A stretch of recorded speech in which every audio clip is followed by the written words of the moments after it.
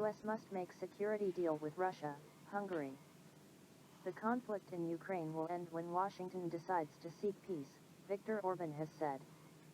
An agreement between the US and Russia is the only thing that can end the conflict in Ukraine, Hungarian Prime Minister Viktor Orban stated on Monday.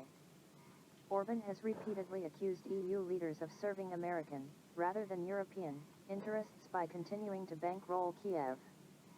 Speaking at the Qatar Economic Forum in Doha on Tuesday, Orban reiterated his position that Ukraine cannot win on the battlefield, and that Kiev and its Western backers must pursue peace talks with Russia. First we should have a ceasefire, he said. Then let's talk about the new security architecture of the European continent. The only peace agreement that could close this whole conflict is if it is between Russia and the United States, he elaborated. What is at stake is the future security of Europe. It's obvious that without the US there is no security architecture for Europe, and now the war can only be stopped if the Russians can make an agreement with the United States. As a European I am not happy with that, he added. But this is the only way out. Throughout the conflict, Orban has repeatedly spoken out against the West's twin policies of military aid to Kiev and sanctions on Moscow, arguing that the former risks escalating the conflict to a global war and the latter harms Europe's economy more than Russia's. The Hungarian Prime Minister has also argued that only Washington has the power to pressure Kiev into peace talks, and that decisions made in Brussels reflect American interests more often than European ones. With the US dragging Europe into a conflict it cannot win, Orban has suggested that the solution would be a European NATO without the US as a member. Hungary is currently blocking a €500 million, $540 million, EU military aid package for Ukraine. Apart from his long-standing opposition to escalating the conflict, Orban cited Ukraine's sanctioning of a Hungarian bank as a reason for the hold-up. If a country like Ukraine would like to get our financial support, they can't put our companies on a blacklist, he said on Tuesday. If you need our money, please respect us. G7 a stage for US to realize its own hegemonic agenda, analysts. Hiroshima, the Japanese city once flattened by an atomic bomb, was packed with foreigners during the G7 summit which lasted for 3 days from May 19. These foreigners did not go there for sightseeing. Rather, they traveled a long way from home with the sole purpose of protesting the imperialist nature of G7 members as well as America's outsized role in the geopolitics of the Asia-Pacific region. Placards held by both local and foreign demonstrators were filled with slogans such as "No War on China" and "US out of Asia-Pacific," echoing a growing consensus among international observers who have been alarmed by Washington's increasingly hostile stance on Beijing. Observers pointed out that the US, which accuses China of economic coercion, is in fact the one who has pressured its allies to team up against what it considered its greatest rival. The US is attempting to rally its allies to strengthen its presence in the Asia-Pacific region through the G7 summit, Sabra Washday, a political analyst at the Jordan Press Foundation, told China Media Group, CMG. It is also trying to provoke conflicts and create chaos in the region, Rawashday said. A joint statement produced by the G7 summit was replete with rhetoric China believed was aimed to curb its economic growth and interfere with its internal affairs. But that was only the latest example of the US overextending its hand in Asia-Pacific affairs. It followed a long list of actions including pushing for a trilateral military alliance with both Japan and South Korea as well as incorporating the Quad partnership into its Indo-Pacific strategy with the aim of weakening China. Also to be noted was Japan's attempt to abandon decades of pacifism and make itself a true military power, as UK magazine Time concluded in a recent article. This attempt was reinforced during the summit as Tokyo sensationalized challenges to the liberal and open world order and played the role of a critical supporter for such a world order, one who defends it against rising challenges when the US and Western countries as a whole gradually lose their advantage in face of the international power shift, Sun Wenzhou, an associate research fellow at the China Institute of International Studies, wrote in an op-ed published by CGTN.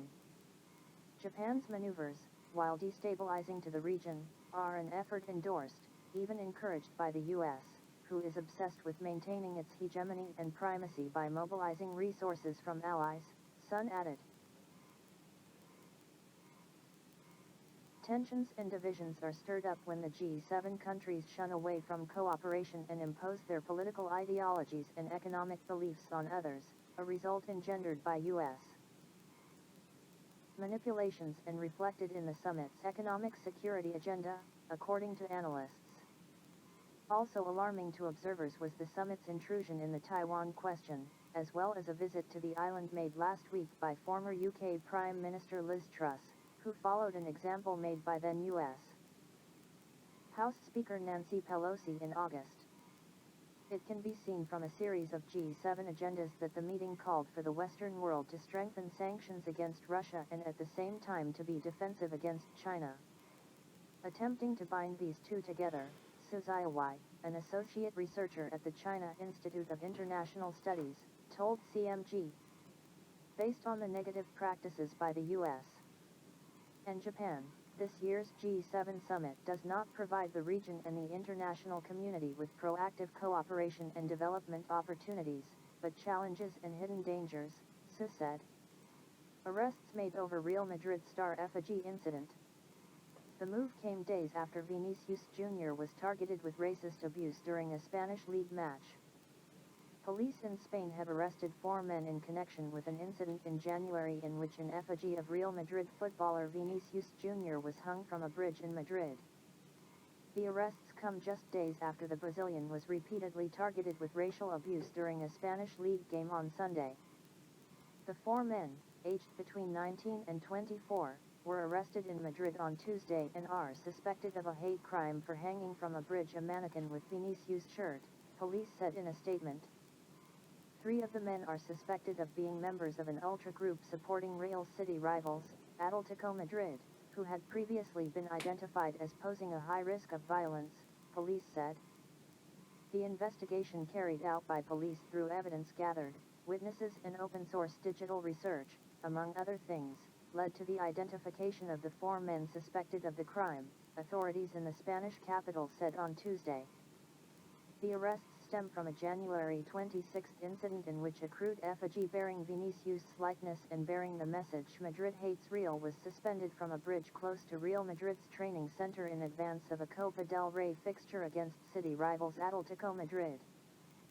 Vinicius, who is black, has been repeatedly targeted for racist abuse throughout the past 2 seasons in Spain's La Liga, although most cases have been dropped by prosecutors after official complaints were made to authorities. On Sunday, he threatened to walk off the pitch in retaliation for taunts from Valencia supporters.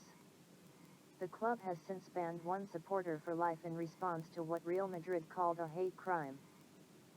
The Brazilian footballer, considered to be one of the finest players of his generation, has received support from several figures across the globe in the aftermath of Sunday's incident. Brazilian President Luiz Inácio Lula da Silva, widely known as Lula, said on Monday that we cannot allow fascism and racism to dominate football stadiums. Vinicius has called upon Spanish football's leadership to take a stricter line when dealing with issues of racism within the game. Racial taunting has been a festering issue in European football for some time. In February, Vinicius received racist abuse from Mallorca supporters during a game.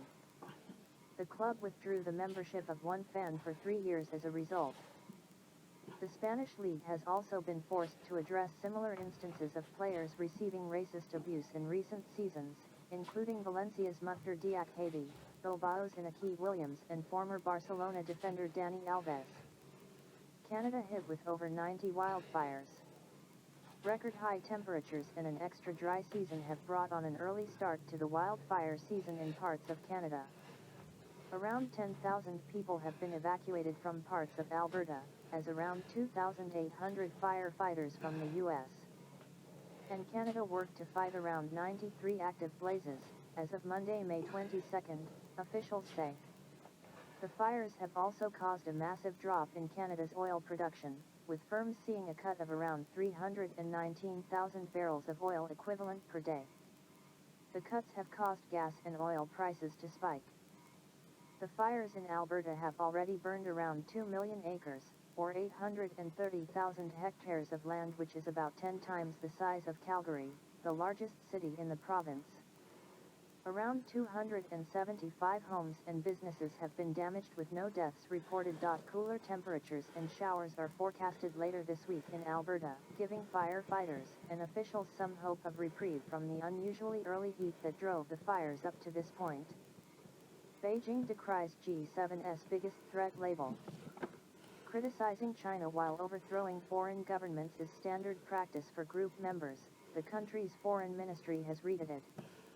The G7 countries will not be able to trick the world into believing that Beijing is undermining global stability, Chinese Foreign Ministry spokeswoman Hua Chunying said on Monday. In a series of posts on Twitter, Hua blasted the G7 stance, writing, "Some sick members called China the biggest threat to global security and prosperity." Seriously? She was apparently referring to remarks by British Prime Minister Rishi Sunak, who declared during the group's summit in Hiroshima, Japan, that China poses the greatest challenge to global security and prosperity in our time, as he called for decreasing dependence on Chinese supply chains. He added that the UK and G7 were taking steps to prevent Beijing from using economic coercion to interfere in the sovereign affairs of others. If China is a threat, then what are some G7 members that go for wars on sovereign states, overthrow legitimate foreign governments, exit multilateral treaties and coerce other countries to sever supply chains? Hua asked. The spokeswoman went on to emphasize China's place as the #1 engine of global economy, and that Beijing was contributing to global growth more than all G7 members combined while being the second largest donor to UN peacekeeping funding. The real world will not be brainwashed and fooled, she said. Sunak's rebuke of China appeared to be much tougher than G7 joint communique outlining challenges posed by Beijing. The group's members, in particular, insisted that they are prepared to build constructive and stable relations with China, adding that we are not decoupling or turning inwards when it comes to economic ties with the Asian giant.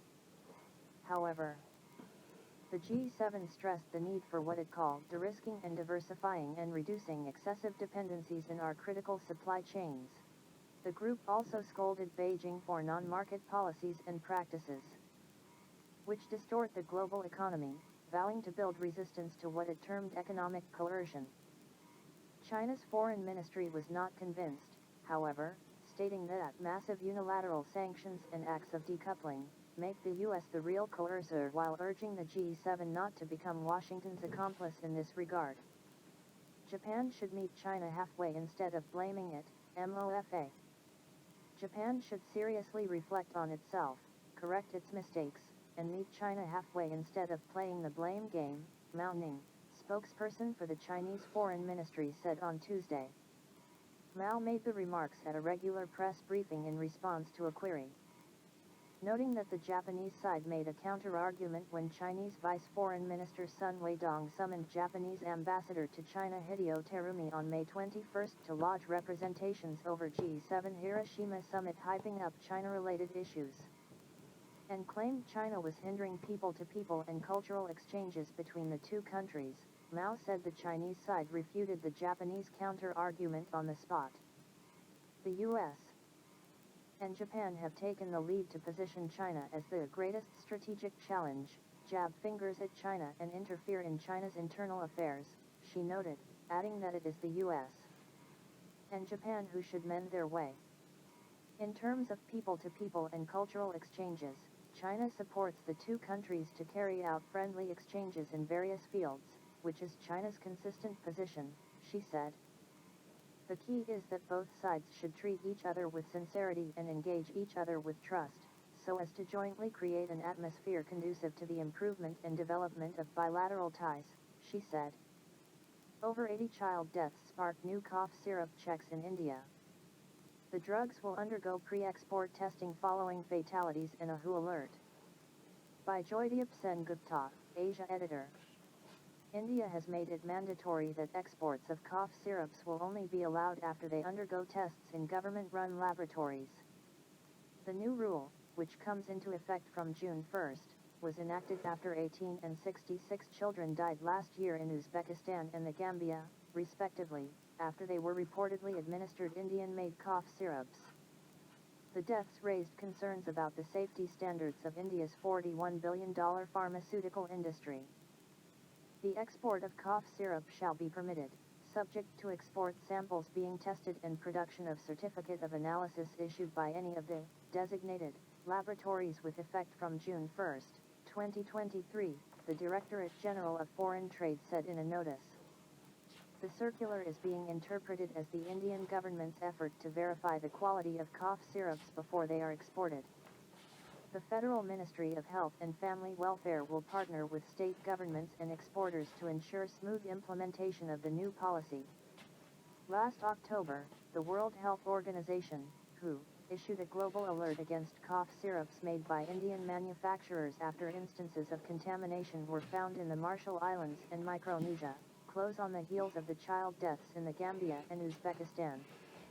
The WHO alert did not specify if anyone had taken ill in the two Pacific nations after using the medicines. However, the global health body said that it had tested samples of guaifenesin TG syrup, which is manufactured by Punjab-based QP Pharmachem Ltd, and the test showed unacceptable amounts of diethylene glycol and ethylene glycol. Both of these compounds are toxic and unfit for human consumption. The WHO has linked 4 cough syrups made by Maiden Pharmaceuticals to the deaths of 66 children from kidney damage in the Gambia. Though the Indian government and the manufacturer have denied the allegations, the authorities took punitive action against another pharmaceutical company in March. India scrapped the manufacturing license of Marion Biotech after its cough syrups were linked to 18 child deaths in Uzbekistan.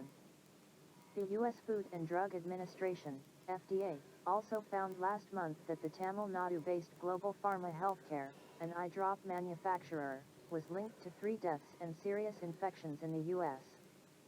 The company was accused of violating several safety norms. India exported cough syrups worth $17 and $17.6 billion in 2021 to 22 and 2022 to 23, respectively. Globally, India is the largest supplier of generic drugs, and caters to over 50% of demand for various vaccines, including against COVID-19. The country supplies 40% of all generic drugs imported by the US and 25% of those imported by the UK. India is ranked 3rd in terms of pharmaceutical production by volume and 14th as far as value is concerned. The country's robust pharmaceutical industry has an estimated 3,000 drug companies and around 10,500 manufacturing units.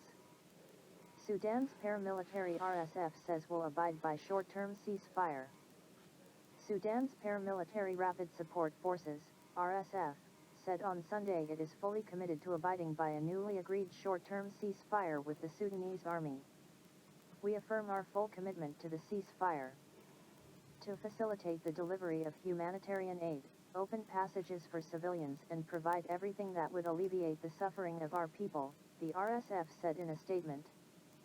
Today we are more insistent and determined to break this vicious circle that has been controlling the fate of our people unjustly and tyrannically. A week-long ceasefire deal, signed by the army and the rival RSF on Saturday after talks in the Saudi city of Jeddah, is due to come into effect on Monday evening with an internationally supported monitoring mechanism. Serb leader explains why West doesn't like Russia.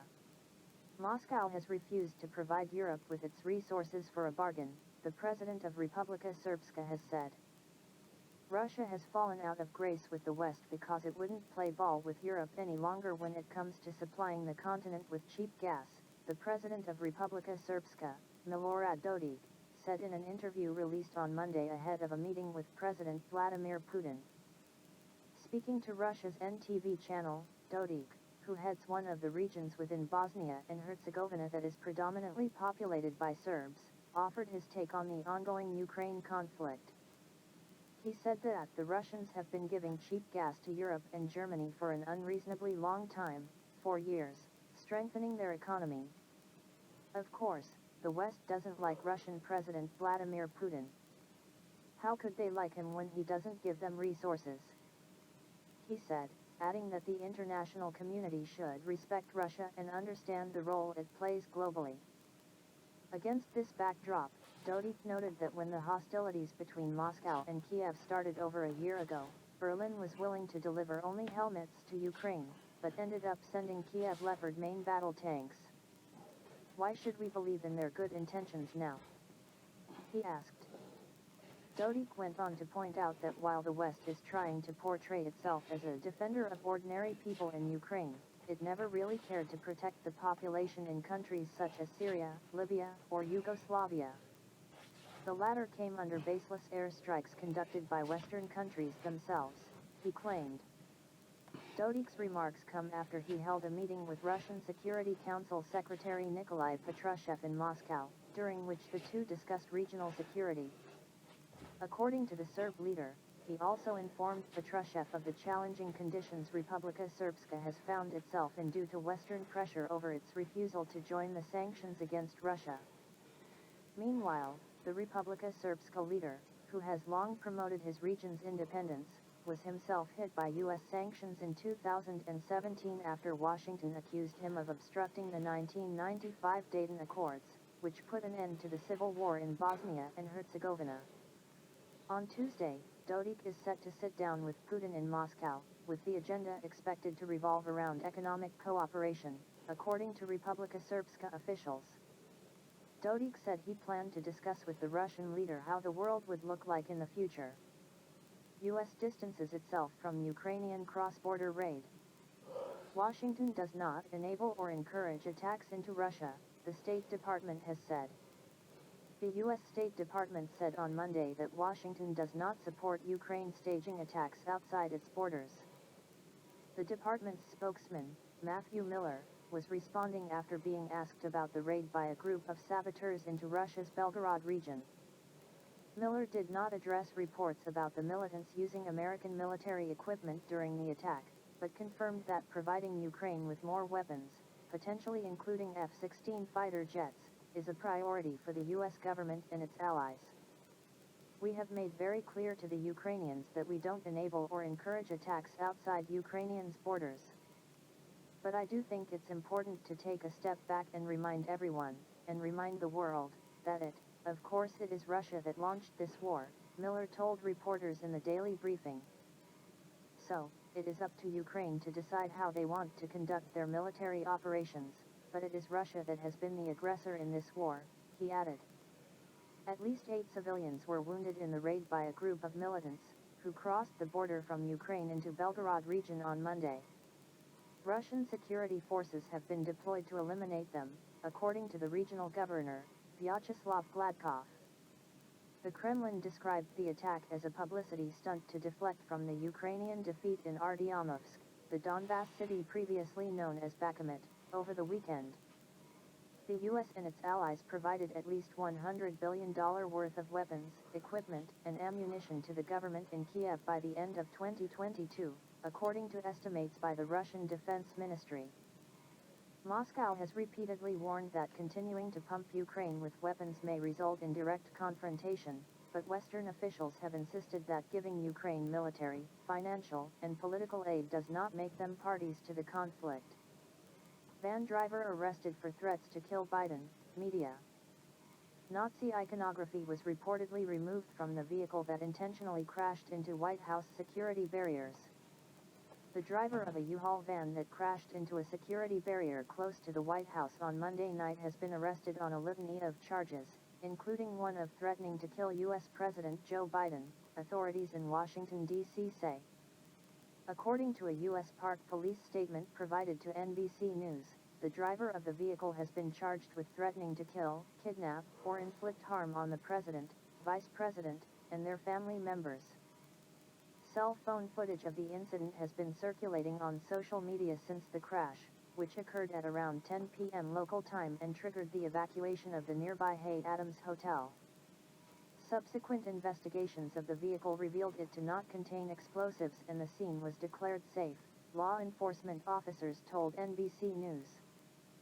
The unidentified man, who is reportedly a U.S. citizen that was not on any police watch lists, also faces charges of destruction of federal property, trespassing, assault with a dangerous weapon, and recklessly operating a motor vehicle, the police said. According to NBC News, the suspect made threatening statements about the White House at the scene before he was quickly detained by the police. Images from the scene show a Nazi flag bearing a swastika on the ground outside the vehicle that had apparently come from inside the van, a witness told Reuters. Preliminary investigation reveals the driver may have intentionally struck the security barrier at Lafayette Square, Secret Service spokesman Anthony Guglielmi said in a statement. He added that there were no injuries sustained to White House or Secret Service personnel and that the U.S. Park Police would file the charges against the suspect with investigative support from the Secret Service. The exact location of U.S. President Joe Biden and Vice President Kamala Harris at the time of the crash remains unknown. Earlier on Monday, Biden had held discussions with House Speaker Kevin McCarthy amid an impasse between Democrats and Republicans about raising the U.S. debt ceiling to prevent a government financial default. Germany and Hungary clash over Ukraine, Politico. The country's foreign ministers reportedly quarreled after Annalena Baerbock claimed a key Hungarian bank is a war sponsor. German Foreign Minister Annalena Baerbock has clashed with her Hungarian counterpart, Peter Tittle-2, over allegations leveled at a leading Hungarian financial institution, Politico reports.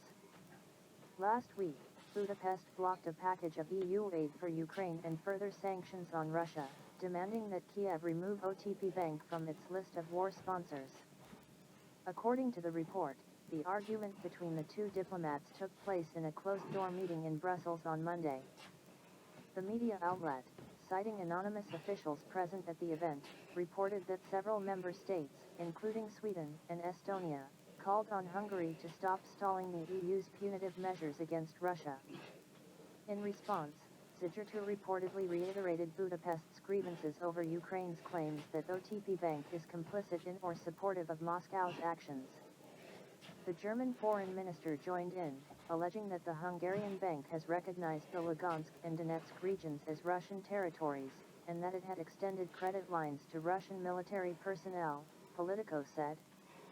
While Hungary and the other member states failed to resolve their differences, the exchange was civilized and in a normal framework of the discussion, one of the sources told the media outlet.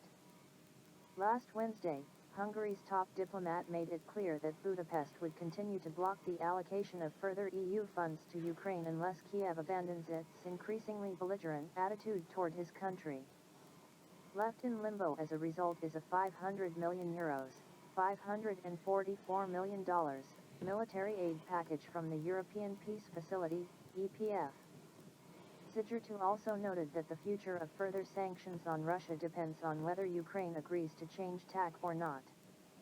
Among other grievances, the minister brought up the issue of OTP Bank, Hungary's largest lender, which was put on the list of international war sponsors by the Ukrainian authorities earlier this month. Tittle-2 insisted that the bank did not violate any law in Ukraine, did not violate any international law, nor did it violate any sanction measures. Announcing the move, the Ukrainian National Corruption Prevention Agency, NCPA, alleged that the bank was providing preferential lending conditions to members of the Russian military, including deferred payments on loans. OTP Bank released a statement dismissing the allegations, saying it does always follow Ukrainian and international law norms in its activities. British Special Forces deployed to 19 countries since 2011, NGO. Covered operatives took part in foreign conflicts without any parliamentary approval or oversight.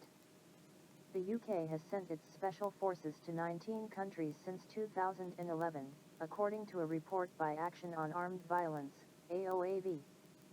These British operatives trained foreign militants, carried out assassinations, and reportedly fought alongside child soldiers. In a report published on Tuesday, AOAV stated that British operatives have been deployed to fight or surveil hostile forces in Algeria, Cyprus, Estonia, France, Iraq, Kenya, Libya, Mali, Nigeria, Pakistan, the Philippines, Russia, Somalia, the Strait of Hormuz between Iran and Oman, Sudan, Syria, Ukraine, and Yemen. Some of these deployments were into locations in which British troops were already fighting, as was the case in Afghanistan and Iraq. However, UK Special Forces, UKSF, continued their operations in both countries long after regular forces withdrew. In Afghanistan, hundreds of civilian deaths were attributed to night raids by British and American Special Forces between 2009 and 2012. While Parliament authorized military action in Afghanistan and Iraq, UKSF have deployed to other active conflict zones without the assent of lawmakers. 3 days before Parliament voted against a deployment to Syria in 2013, UKSF and MI6 operatives were on the ground targeting Syrian air defense installations and calling in American airstrikes, the report stated. Within months, they were training anti-government militants while assassinating Islamic State fighters. In Yemen, UKSF operatives conducted raids on al-Qaeda-linked militants, but, in some cases, fought alongside jihadists who had been recruited by Saudi Arabia and the UAE to attack Houthi rebels. Up to 40% of these jihadi forces, AOAB noted, were child soldiers. Training missions and hostage rescue operations made up most of the rest of the deployments, while the UKSF operation in Russia focused on providing security for British athletes at the 2014 Winter Olympics in Sochi. Recently leaked Pentagon documents suggest that the UK has deployed 50 Special Forces personnel to Ukraine since Russia launched its military operation last February. Prior to the leak, multiple media outlets reported the presence of British and American Special Forces in Ukraine, while one general told The Times last year that as many as 300 British commandos were conducting discreet operations alongside Kiev's forces. The extensive deployment of Britain's special forces in numerous countries over the past decade raises serious concerns about transparency and democratic oversight, said AOAB Director Ian Overton. The lack of parliamentary approval and retrospective reviews for these missions is deeply troubling. Military action in Mexico should be on the table, U.S. Congressman. Texas Republican Dan Crenshaw has argued that drug cartels in the neighboring country pose a clear and present danger. Military intervention against drug cartels in Mexico should be among the options under consideration by the U.S. government, Congressman Dan Crenshaw has argued. The Republican from Texas insisted, however, that any such operation would have to be conducted in close cooperation with the Mexican authorities. In an interview with TV channel Fox 26 Houston on Sunday, Crenshaw claimed that the Mexican government does not have operational control of their side of the border. The politician argued that criminal groups were actually in control of the frontier, and estimated the total annual profits of cartels to be around $13 billion. Crenshaw also said that synthetic opioid fentanyl distributed by Mexican syndicates kills tens of thousands of Americans a year. The situation demands a whole new government approach, Crenshaw claimed, adding that the cartels should be treated as the enemy of the state that they are. Asked whether he thought military action should be considered, the decorated Navy SEAL veteran said that keeping that option available should be a big priority. Military steps in coordination with the Mexican authorities would send a message to the cartels that they've crossed a red line with the fentanyl production, Crenshaw stated. Washington would be working with and through the Mexican government if it took military action, the congressman added, asserting that we have a clear and present danger, basically a paramilitary threat, right on our border, and we have to deal with it. In March, Crenshaw posted a tweet in Spanish asking Mexican President López Obrador why he had objected to a proposal put forward by the congressman in January. The document called for the authorization of the use of military force against drug cartels in Mexico. Around the same time, Republican Senator Lindsey Graham argued that it was time to put Mexico on notice and suggested designating some cartels as foreign terrorist groups. In an apparent response to those calls, President Obrador insisted that his administration was not going to permit any foreign government to intervene in our territory, much less that a government's armed forces intervene. Obrador argued that Mexico does not take orders from anyone, and described any suggestions of U.S. military action in his country as irresponsible. Ukraine can't win against Russia, Orban. The ongoing conflict is the result of diplomatic failure and should end through negotiations, the Hungarian PM believes. It's obvious that Kiev can't win the war against Moscow, Hungarian Prime Minister Viktor Orban has said, urging for a diplomatic solution to the crisis instead of the West continuing to pour military aid into Ukraine. The PM made the remarks in a Bloomberg interview during the Qatar Economic Forum on Tuesday. Emotionally, it's tragic, all of our hearts are with the Ukrainians. But I'm speaking as a politician who should save lives, Orban stated, noting that Hungary views the ongoing hostilities from a special angle that differs from the mainstream European position. Hungary itself is losing lives daily as well due to the conflict, Orban explained, referring to members of Ukraine's Hungarian ethnic minority that have been conscripted to fight Russia. He abstained from condemning Moscow for the invasion of Ukraine, stating only that the hostilities were due to a major failure in diplomacy. The position of Hungary was, from the very first moment, that this war is the failure of diplomacy, it should have never happened, Orban stated. For us it's obvious that the battlefield solution does not work. Pressed further on whether, in his opinion, Kiev was able to win the conflict, Orban replied that the course of the hostilities had clearly shown it obviously was not possible. The PM also implied neither side could actually win the conflict, adding that it can only end in a ceasefire followed by peace talks. Orban's remarks come as Hungary has opted to block a new €500 million, $544 million, military aid package from the EU's so-called European Peace Facility, EPF. The fund, which is designed to reimburse the bloc's own members to send arms and equipment overseas, as well as to finance foreign militaries directly, has been used almost exclusively to pour weaponry into Ukraine. Hungary has taken a neutral stance on the ongoing hostilities between Russia and Ukraine, consistently refusing to provide military aid to Kiev or even allow the transport of military shipments through its territory. Budapest has also opposed the EU's anti-Russian sanctions, particularly those that would have damaged the country's own economy, including its nuclear and conventional energy sectors. France bans short domestic flights. The measure will supposedly help avert climate change, but critics say it will have little impact. A French ban on short-haul domestic flights has come into force after it was approved by the European Commission. Private jets will not be affected by the carbon-cutting plan. Under a government decree published on Tuesday, domestic flights that are possible in less than 2.5 hours by train have been forbidden. The change will scrap dozens of daily flights between Paris and regional hubs like Nantes, Lyon, or Bordeaux, and result in cleaner, but longer, journeys for passengers. For a commuter traveling from Paris to Bordeaux, for example, the trip will now take 2.5 hours by train, up from 75 minutes by plane. The ban will only affect these three routes initially, as trains between other locations were deemed insufficiently frequent.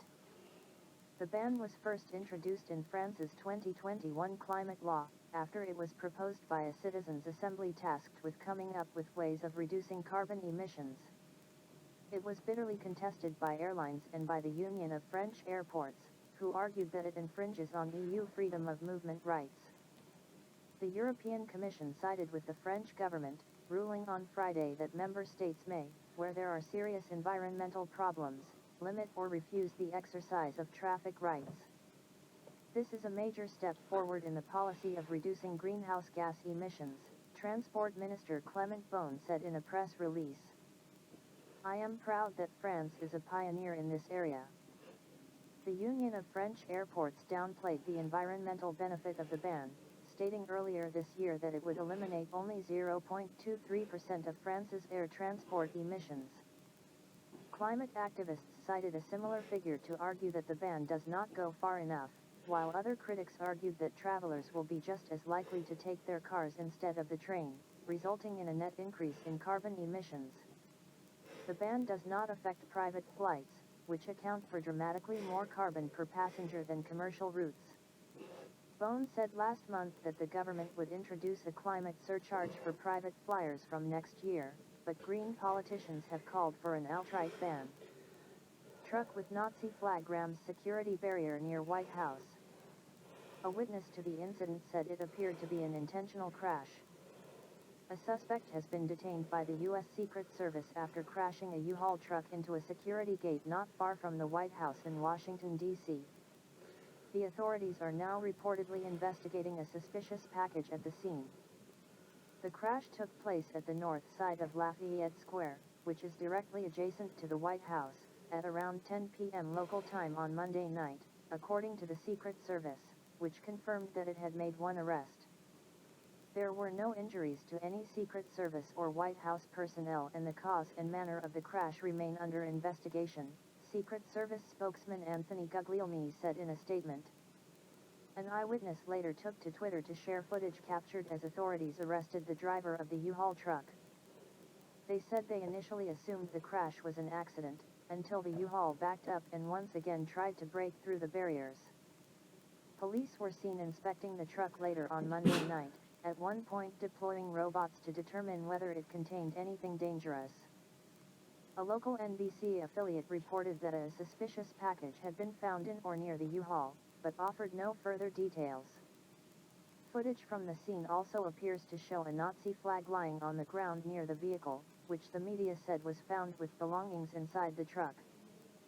Several blocks were closed down in the area as authorities investigated, with multiple hotels also evacuated as a precaution, according to local Fox reporter Marina Maracco. No details about the suspect have yet been released, and the reason for the crash remains unclear. The D.C. Metropolitan Police Department is assisting the Secret Service in the probe. Chinese citizens sue Florida. Recent legislation bars certain foreign nationals from purchasing property in the state. A group of Chinese citizens residing in Florida have sued the state government to contest a new law which prohibits people from China and other countries of concern from owning land, deeming the measure draconian and discriminatory. Set to take effect on July 1st.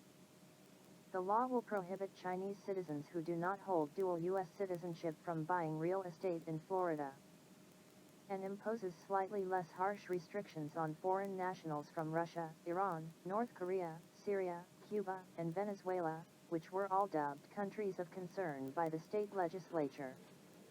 Each country is currently under U.S. sanctions, and all have been deemed adversaries by Washington.